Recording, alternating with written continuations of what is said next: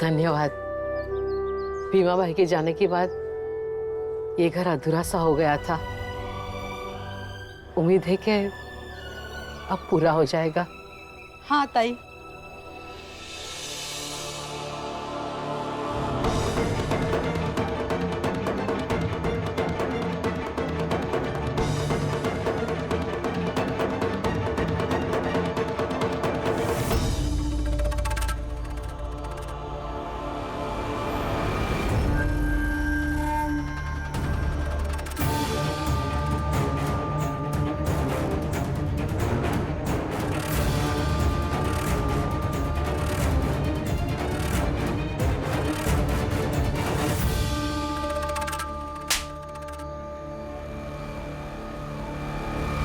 इतना मार खाने के बाद भी सबक नहीं सीखा तुमने?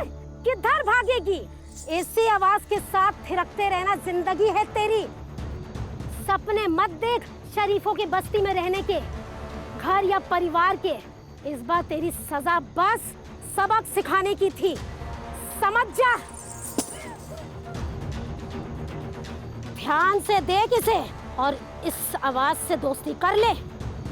इसी की आवाज को अपना यार, प्यार, पति, बच्चा सब बना ले। और जब इसके साथ घर बस जाए तो आ जाना। चलो रे।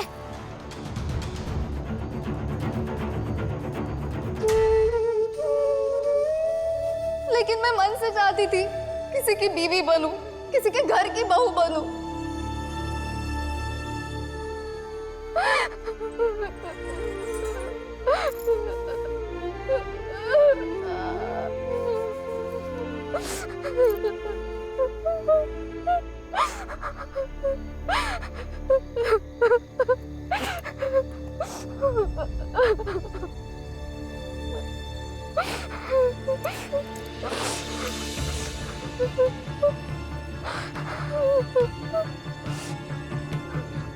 क्या हुआ? सजा मिली है। किस बात की? तुमने और तुम्हारे बाबा ने कहा था ना कि अगर कुछ दूसरा काम करूंगी तो लोगों का नजरिया बदल जाएगा। मैंने दूसरा काम करने का सोचा तो बदले में देखो ये दर्द, चोट और तकलीफ मिली है।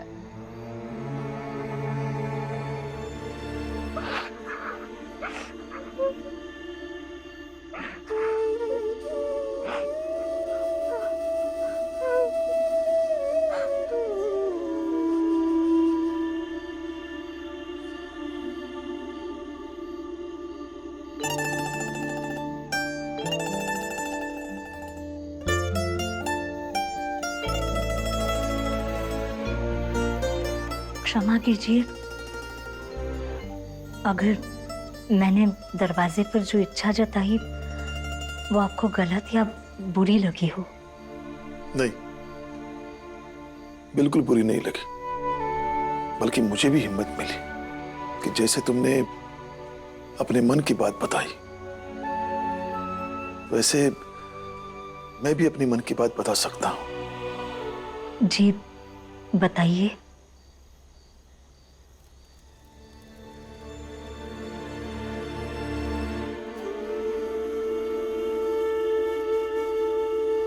भीमाबाई से शादी के कुछ साल बाद हम दोनों एक दिन बात कर रहे थे। हमारी बातचीत से ये निकला कि पति पत्नी दोस्त होते हैं, साथी होते हैं, एक दूसरे का सहारा होते हैं, अपने परिवार को बांधने का एक जरिया होते हैं। और ये सच भी है। और मैं भी यही चाहता हूं कि हम दोनों इस परिवार को आगे बढ़ाने के लिए, संवारने के लिए हम एक होकर सोचें। ये जो मेरा परिवार है उसे संभालना हमारी पहली प्राथमिकता है। लेकिन ये बात भी सच है कि तुम्हारे सहयोग के बिना ये हो नहीं सकता। और मुझे ऐसा लगता है कि इसमें तुम मेरा साथ दोगी।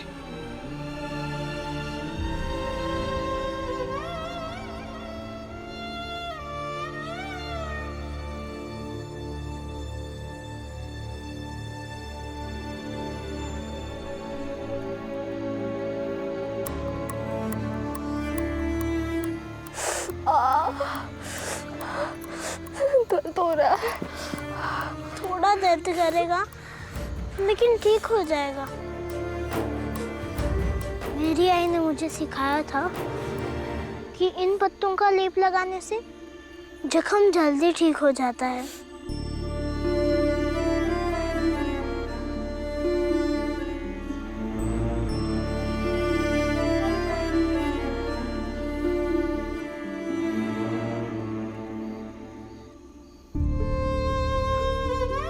क्या करूं मैं कि यहाँ से कहीं दूर चली जाऊं और वापस लौट के कभी ना आऊं। दूर जाने के लिए बैठना नहीं, चलना पड़ता है, और लौटकर ना आने के लिए हिम्मत से लड़ना पड़ता है। जैसे जख्म पर दवा लगाने से तकलीफ तो होती है, लेकिन दर्द खत्म हो जाता है। वैसे ही संघर्ष करने से हमें सफलता जरूर मिलती है।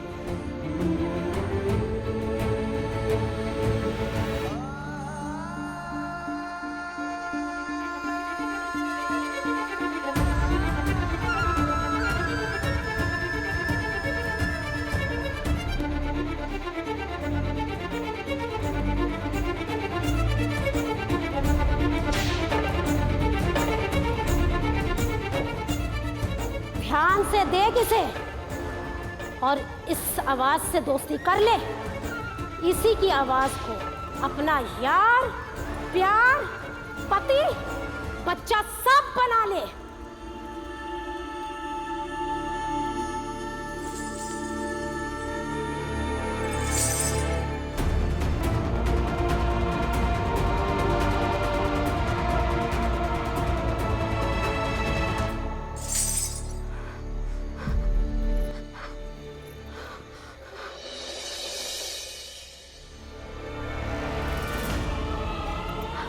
अब मैं किसी के पकड़ में नहीं आऊंगी,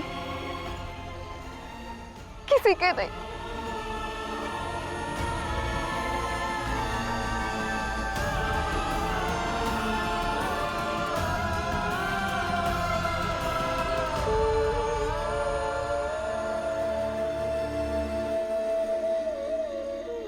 चाहे तो मुझे गुनहगार समझ लो, चाहे तो मुझे माफ कर दो, लेकिन एक बात सच है कि हमारी संतान नहीं होगी।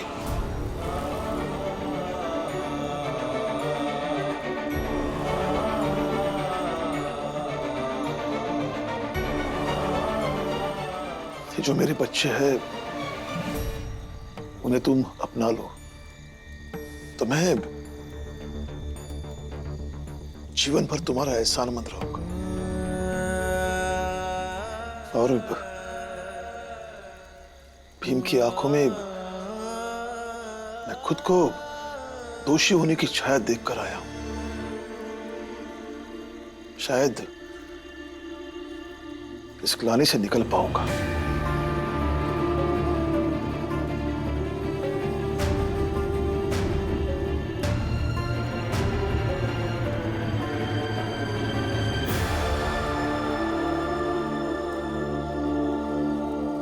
बहुत पुरानी रस्म है कि सुहागरात के दिन पति उसकी पत्नी को कोई भेंट देता है, ये सोचकर कि वो भेंट जीवन भर याद रहेगी।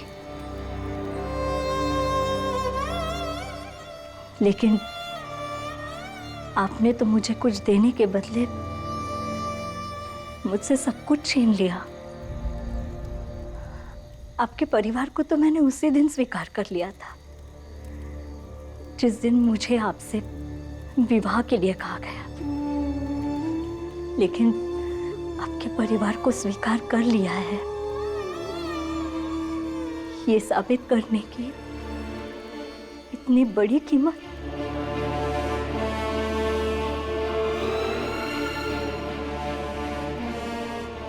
मुझे माफ कर दो।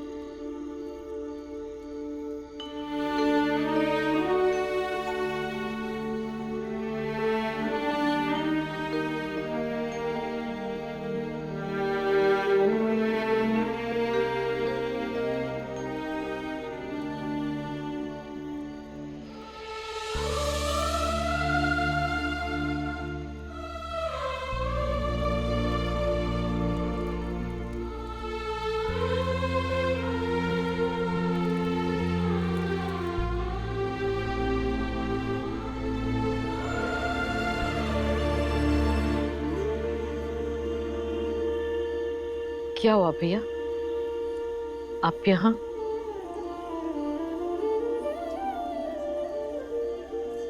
मेरा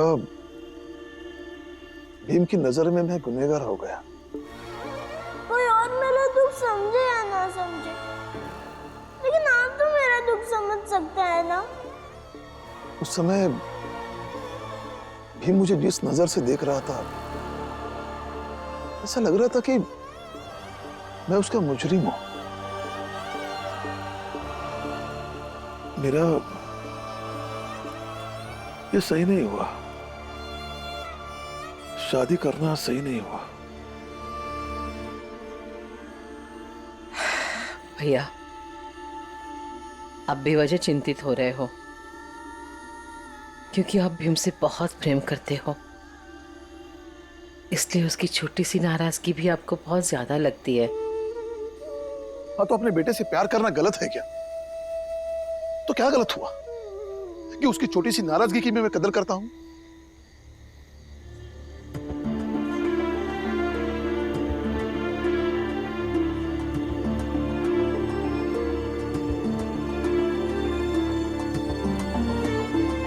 मुझे अकेला छोड़ दो। जाओ, सो जाओ, रात बहुत हो गई। मीरा,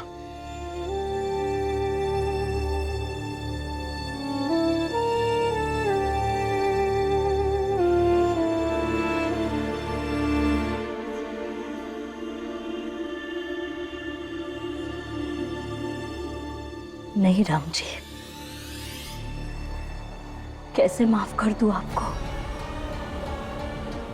कैसे कोई औरत अपने पति को इस बात के लिए माफ कर सकती है कि उसका पति उसे अपनी संतान के सुख से वंचित रखना चाहता है? मैं कभी माफ नहीं करूंगी आपको, और ना ही आपकी ये शर्त मानूंगी। महाराज, महाराज, रुक, ये रुक। महाराज, ये चंद्रकला है, जीजाबाई की भाभी। सब के सब मर जाए, कुछ फर्क नहीं पड़ता किसी को, और जिसे फर्क पड़ता है वही साधु है, वही संत है, वही महाराज है, वही सर्वज्ञ है। हमने तुम्हें इसलिए बुलाया क्योंकि तुम्हारे त्याग की हमें कद्र है। तुमने अब तक हमारे साथ जो कुछ भी किया है, हम वो सब कुछ भूल चुके हैं, क्योंकि तुमने कार्य ही इतना सराहनीय किया है। तुमने एक विधवा की जिंदगी बसाई है। तुमने बिना आई के बच्चों को आई दी है। महाराज, आप क्या कह रहे हैं? मैं समझी नहीं। राम जी के बिखरे संसार में तुम्हारे रिश्तेदार को भेजकर जो अद्भुत कार्य तुमने किया है, उसका फल ईश्वर तुम्हें देगा। लेकिन कल को उसकी जिंदगी उस परिवार के संघर्षों के बीच पिसकर बर्बाद होगी, तो उसकी रक्षा करने का काम भी तुम्हारा ही होगा।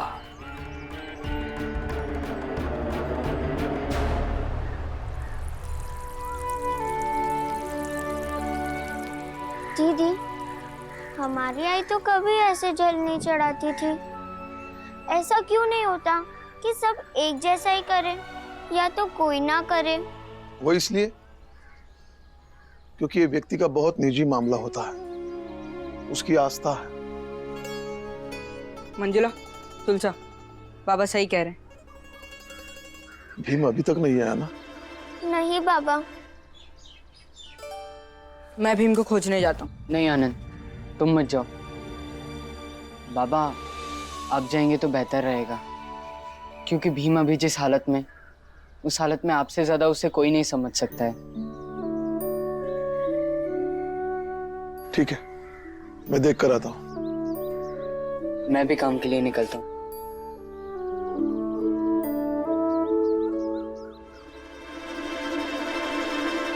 जीजाबाई के बाप को हमने समझाया था, लेकिन तूने अपनी जिद में आकर उसकी शादी करवा दी, तो अब जिम्मेदारी भी तेरी बनती है। चंद्रकला, एक बात ध्यान रखना, अगर जीजाबाई की पूरी जिंदगी उस राम जी सकपाल के घर और बच्चों को संभालते संभालते बीत गई और उसने अपना जीवन जिया ही नहीं, तो उसका पाप तुझे चढ़ेगा। और जब मनुष्य को यह पता होता है कि क्या करने से पाप होगा, तो वो कृत्य ना करना ही बुद्धिमानी है। और हम तो चाहेंगे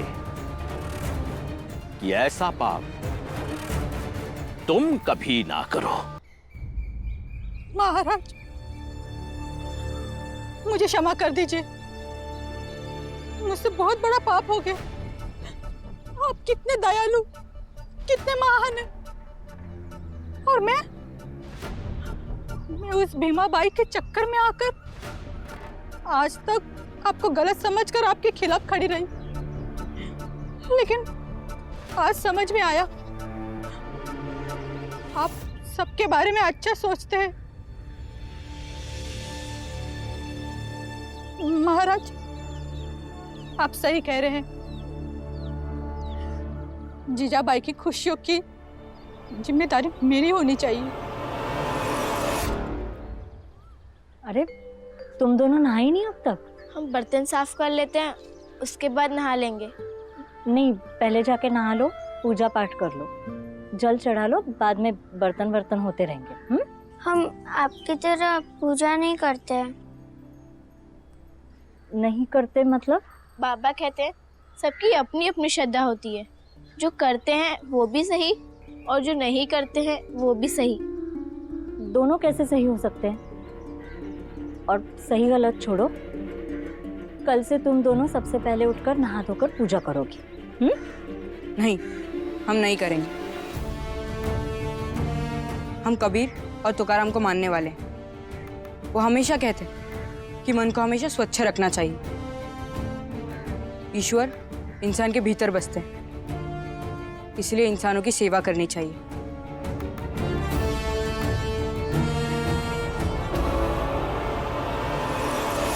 कामी क्रोधी लालची इनसे न भक्ति हो, भक्ति करे कोई सूरमा, जाति बरन कुल खो।